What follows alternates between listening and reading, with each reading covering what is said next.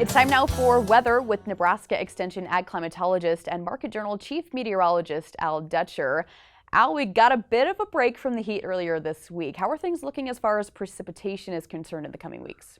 Well, Alex, we did see that cooler weather break in through the state as we moved through last weekend. Of course, on Saturday, that cold front had made it all the way, by the evening, made it all the way into central Nebraska, and it took an additional 24 hours for it to clear the southeastern corner of the state. So we had a big difference in temperatures, 70s and 80s across the western half of the state. Southeast Nebraska, 92 to 100 degree range was pretty common. Of course, we all cooled down statewide into the 80s on Monday, and then we've been warming up ever since, and we're now going to see the same type of temperatures as we've seen last weekend, basically with these warmer 100-degree temperatures in the west and upper 90s across much of the eastern part of the state. And unfortunately, once again, it doesn't look like a significant shot of moisture in store. So bringing that into consideration, looking at the latest drought monitor, this is through conditions through Tuesday, so it doesn't take into consideration any of the dryness or warmth we've seen the last couple of days. Seeing D3 conditions expanding in northeastern Nebraska, D3 and some D4 starting to appear and expand in southwestern Nebraska, and much of southeastern Nebraska that was being painted as basically in normal conditions has now been moved up to abnormally dry. Another week of warmth and dryness, and we would expect to see further deterioration across the state. So the forecast becomes very important, and looking at that forecast, unfortunately for today, high pressure firmly in control over the central plains. Very warm conditions. We're going to be in the upper 90s to 100 across a substantial portion of the southern half of the state. There is a low pressure system that's expected to develop across the Nebraska panhandle.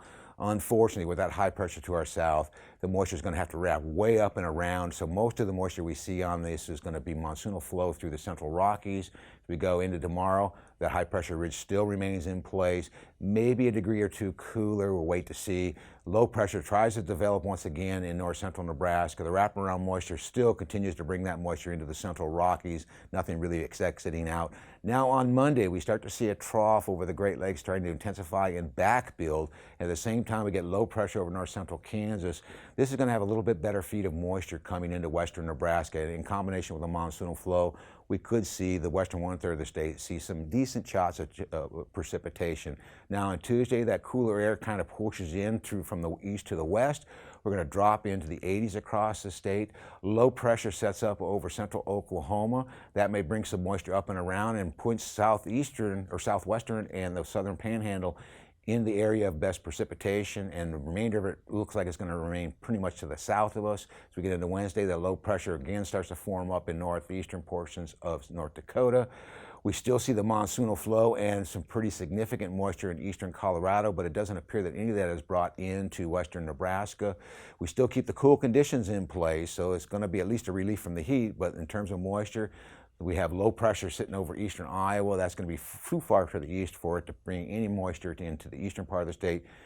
Most of the substantial precipitation lies to the south of us, and as we get into Friday, we're still dealing with this upper air trough. There is a piece of energy that's coming down the back side of it that may make it in here in the first half of next weekend, but right now it doesn't look great. Low pressure over northeastern Oklahoma basically is keeping the moisture to the south of us, is not bringing anything up that can interact with the fronts. And as we go even further in time, the 8 to 14, now starting to show a cooler trend, and that starts to occur during the second half of the weekend as we see that cool temperatures hold, and then that warmth will start to build in, particularly as we get into the 22nd, which would take us just past next weekend as high pressure starts to build in. And with that high pressure building in, it keeps the moisture to the south and dry conditions to our north. So no substantial relief yet in the forecast.